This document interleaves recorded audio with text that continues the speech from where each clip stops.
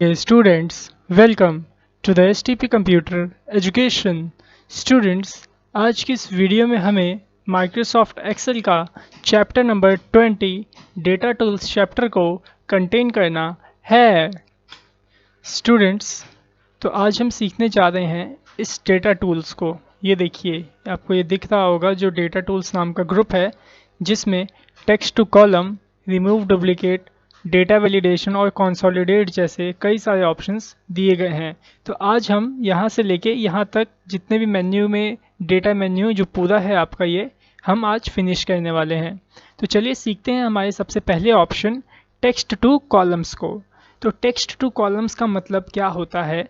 जैसे कि आपने कई सारे नेम को एक ही कॉलम में लिख दिया हो। जैसे कि मैंने यहाँ पे कई सारे नेम लिख दिए हैं, जो देखिए यहाँ पे मैंने टाइप किया अंकित, एक स्पेस देता हूँ, फिर मैंने लिखा अमित, फिर एक स्पेस दिया, फिर मैंने लिखा दिनेश। देन इसी तरह से मैं कई सारे नाम लिख चुका हूँ। मैंने यहाँ पे देखिए कितने नाम लिखे, 4 नाम लिखे हैं। ओके, कहाँ पे? सिर्फ एक ही कॉलम में। देख रहे हैं, एक ही कॉलम में 4 नाम मैंने लिख रखे हैं। लेकिन मैं क्या चाहता हूँ, मैं ये चाहता हूँ कि जो ये चारों नाम हैं ये अलग अलग कॉलम में अलग अलग सेल्स में आए। तो ये कैसे आएंगे? आप उस सेल को सिलेक्ट करो जिसमें आपने ये चारों नाम लिखे हैं। देन उसके बाद आप टेक्स्ट टू कॉलम्स पे जाओ और क्लिक करो। जब आप क्लिक करोगे तो आप इसे नेक्स्ट करना। जब नेक्स्ट कर लोगे तो देखो ऑटोमेटिकली आपको यहाँ पे शो होगा, ब्रेक होके आपका अलग अलग कॉलम में आपका जो डेटा होगा स्पेस के थ्रू, जो आपने बीच में एक स्पेस दे रखा है, इस स्पेस के थ्रू इसे अलग अलग स्प्लिट कर दिया जाएगा। ओके, देन मैं नेक्स्ट करता हूँ, ये देखिए, फिर नेक्स्ट करूँगा और यहाँ से फिनिश के ऑप्शन पे क्लिक कर दूँगा। तो जैसे ही मैंने फिनिश के ऑप्शन पे क्लिक किया तो जरा देखिए हमारे जो नेम थे एक ही कॉलम में थे, जो कि अब चारों कॉलम्स में आ गए हैं। ओके, तो अब हम सीखेंगे रिमूव डुप्लीकेट्स। तो रिमूव डुप्लीकेट्स में क्या होता है, जैसे कि मेरे पास यहाँ पे एक प्रोडक्ट्स नाम की लिस्ट है और इसके यहाँ पे उसका रुपीज़ रेट लिखा हुआ है। तो मैंने यहाँ पे CD, DVD और LED ये 3 मेरे पास सिर्फ प्रोडक्ट है, और मैं CD को जैसे यहाँ दोबारा लिख देता हूँ या फिर DVD को यहाँ पे दोबारा लिख देता हूँ। ओके, यहाँ पे मैं अमाउंट मेंशन कर देता हूँ, सिंपल सा कोई भी अमाउंट फ़िलहाल डाल देता हूँ मैं। ठीक है, अब मैं इसे क्या करने वाला हूँ, ऐसे आप इसे पूरा सेलेक्ट करोगे और चेक करोगे क्या इसमें जो प्रोडक्ट हैं, क्या वो प्रोडक्ट कहीं डुप्लीकेट तो नहीं हो रहे। जैसे कि यहाँ देखिए CD 2 बार लिखा है, DVD 2 बार लिखा है। तो ये क्या करेगा, रिमूव डुप्लीकेट आपका रिमूव डुप्लीकेट उन प्रोडक्ट्स को यहाँ से रिमूव कर देगा जो कि सेम होंगे, जो डुप्लीकेट होंगे। तो कैसे करेंगे, रिमूव डुप्लीकेट पे आप क्लिक करोगे, उसके बाद यहाँ प्रोडक्ट को चूज़ रखोगे, किसको चूज़ करना है, प्रोडक्ट को, और ओके पे क्लिक कर देना।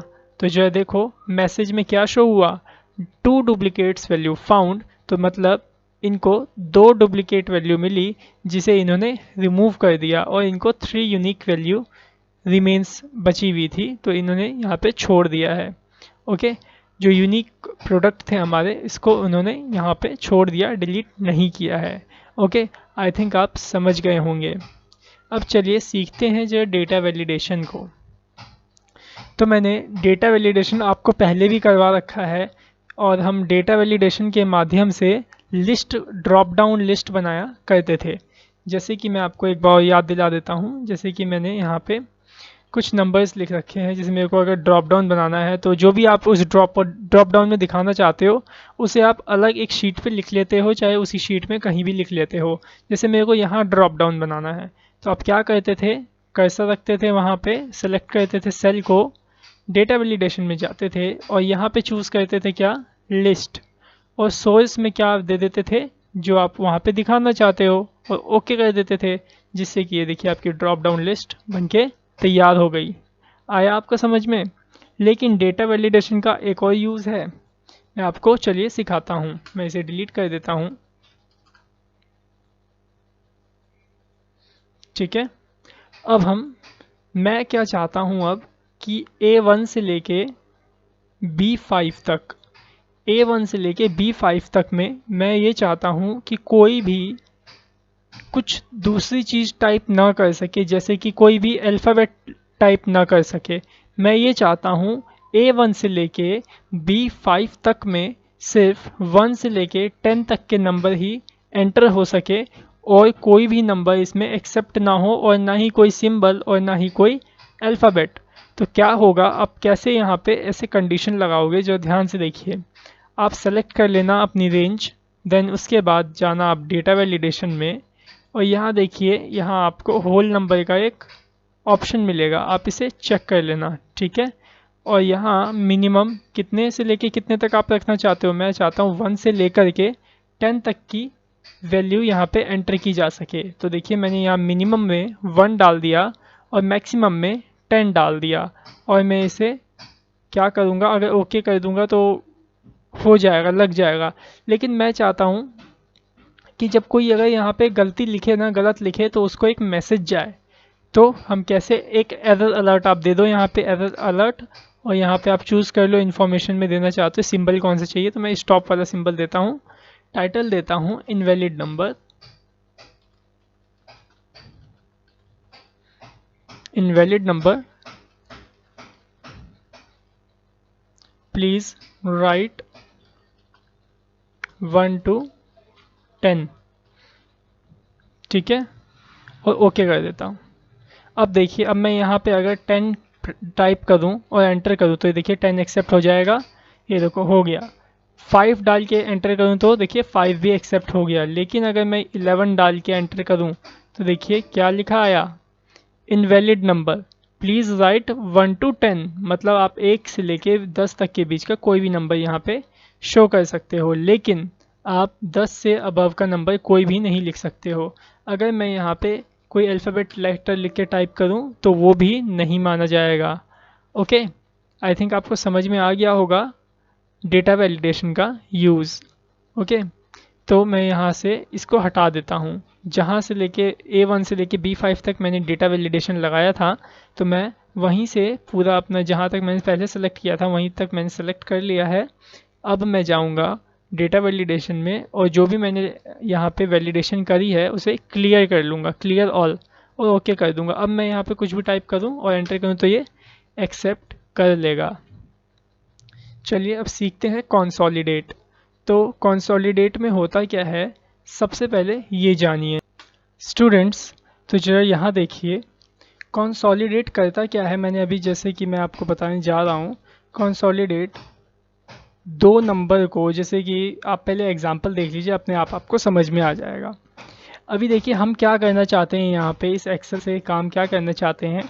ये हमारा फर्स्ट सेमेस्टर है और ये हमारा सेकंड सेमेस्टर है।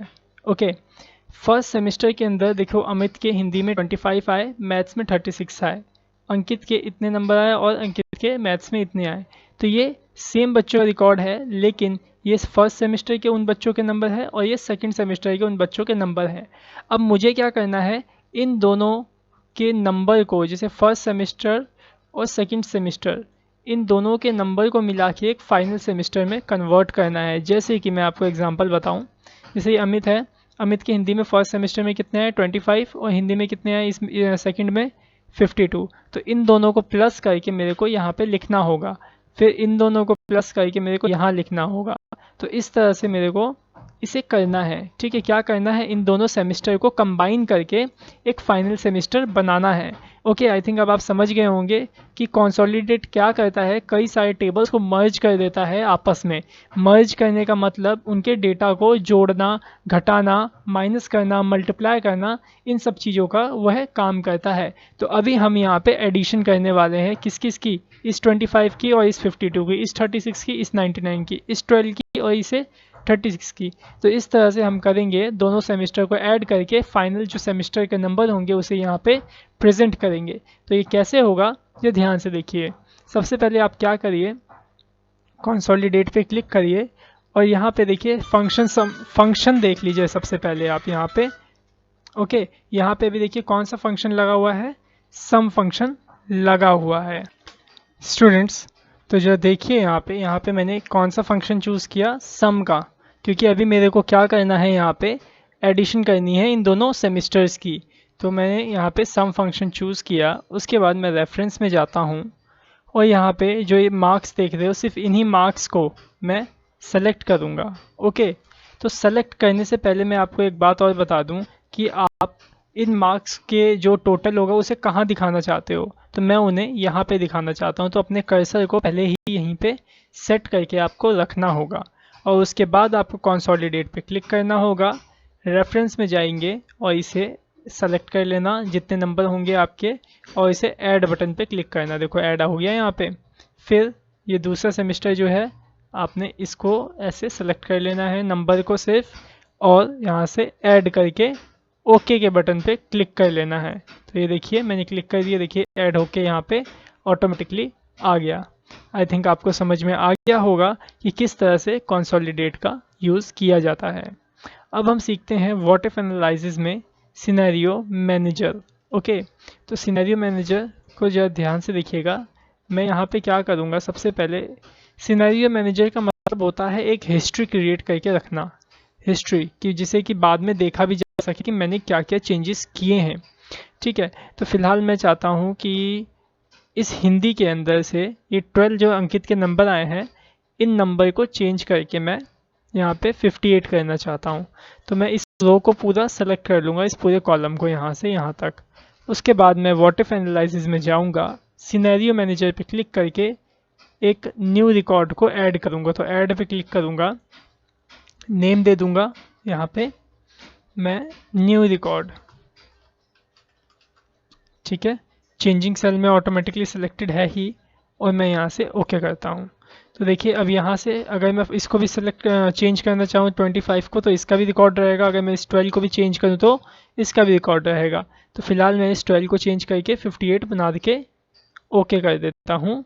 ठीक है, तो मैंने यहाँ ओके कर दिया। अब यहाँ पे आप अगर समरी पे क्लिक करते हो तो देखो इसकी समरी भी आपको यहाँ पे दिख जाएगी कि देखो करंट वैल्यू पहले क्या थी 12, लेकिन न्यू रिकॉर्ड में जो हमने अभी न्यू रिकॉर्ड बनाया है उसकी वैल्यू क्या हो गई, 58 हो गई है। ठीक है, तो ये हमारा जो रिकॉर्ड आया है, समरी आई है, ये एक नए शीट पे आई है।